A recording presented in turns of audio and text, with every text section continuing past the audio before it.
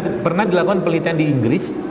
Itu ternyata orang-orang yang rutin mengkonsumsi probiotik atau living mikroorganisme atau mikroorganisme hidup punya mood yang stabil.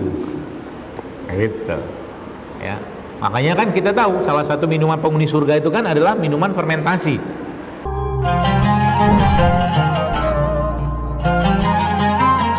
Pernah kan saya cerita, misalkan ada nanak beras gitu ya. Beras kan gula sebenarnya. Supaya ada rasa yang berlimpah dalam beras tadi, ya. Bagaimana caranya?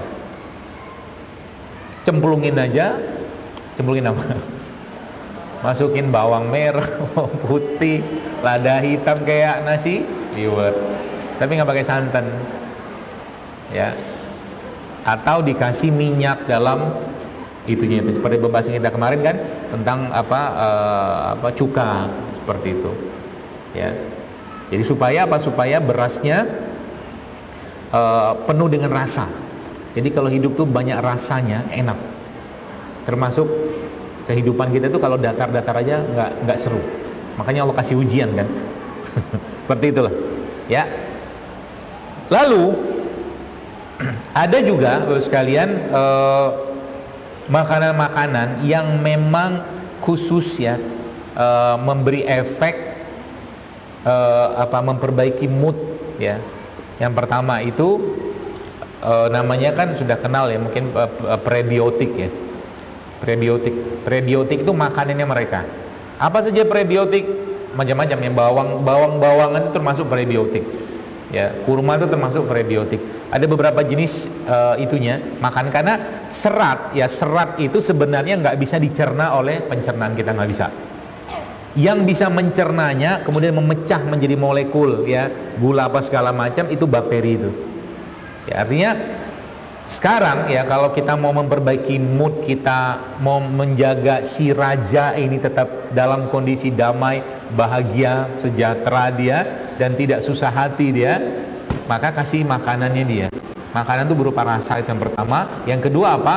Probiotik. Probiotik itu apa? Moodnya. Jadi probiotik itu apa ya? Mikroorganisme hidup. Ya. Sekarang udah banyak yang jual tuh. Nah, konsep nanti ya, saya sangat yakin, dan sekarang udah mulai juga kok, ke depan itu ada namanya pangan fungsional ya. Jadi yang kita makan itu punya efek secara kesehatan, bukan cuma sekedar makan doang ya. Itu namanya pangan fungsional ya, dan itu biasanya nanti akan masuk bakteri di sana. Sekarang udah banyak sebenarnya, mungkin sadar nggak sadar sudah banyak tuh. Ada yogurt ya. Yogurt itu ternyata saya baca dari beberapa penelitian, itu ternyata memang salah satu negeri di Eropa, saya ingat Bulgaria atau Hungaria, itu yang rutin sekali mereka mengkonsumsi yogurt itu ternyata punya usia harapan hidup yang tinggi-tinggi, sehat-sehat, jarang ada penyakit buruk. Termasuk juga ada salah satu kawasan di Jepang, atau saya provinsi mungkin, kalau nggak salah namanya Okinawa. Okinawa itu salah satu provinsi yang juga menerapkan prinsip makanan dalam surat Abasa. Apa dia banyak makan? Biji-bijian. Biji-bijian, dia mengurangi hewan kaki 4, mengurangi bukan nggak makan. Ya, dia banyak makan ikan dan sayur, serta di Okinawa itu juga orang di sana sangat familiar dengan kunyit. Dikit-dikit kunyit, permen kunyit, minuman kunyit, semua kunyit. Dan ternyata kunyit itu salah satu rimpang yang punya efek anti-aging, anti penuaan. Jadi kalau nanti kapan-kapan kita bahas ini nih, Masya Allah, Anda akan jatuh cinta sama mereka.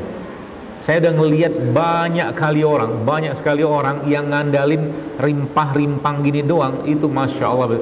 Tapi ingat, dia minum dengan keyakinan ya, kata kuncinya itu, bukan minum dengan kecurigaan. Karena ada orang baru dikasih kunyit satu, sudah muncul berita dalam otak pikiran dia, ini bikin rahim kering, ya kan? Curiga kan?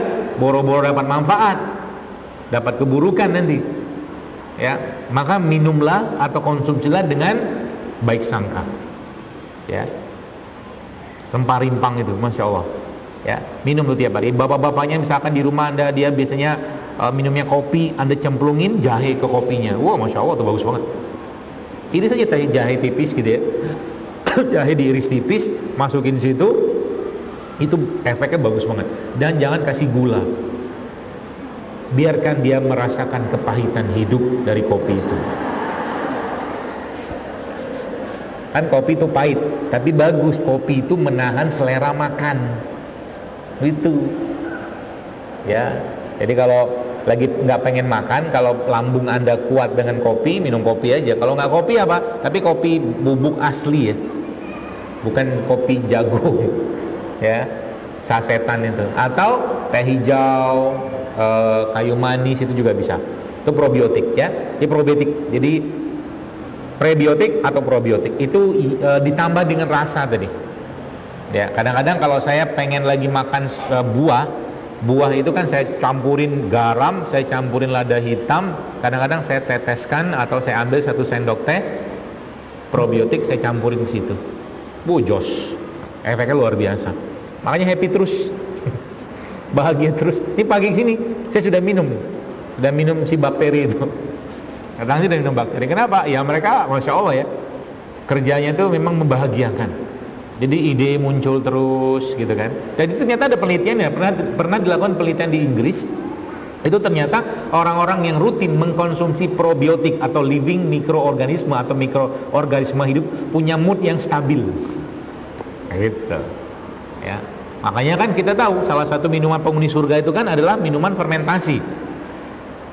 Ya, khamar kan. Di surga itu terkapit khamar yang tidak memabukkan. Ya. Itu caranya. Jadi supaya rajanya itu aman gimana? Nah, kesimpulan terakhirnya nih. Tadi kan perutnya, ininya, tapi yang paling harus kita lakukan agar si raja itu aman adalah jaga hubungan sama yang punya raja atau yang punya hati kita, itu Allah. Itu yang paling penting. Ya, jaga hubungan. Sering-sering ngobrol dengan sang pemilik hati. Ya.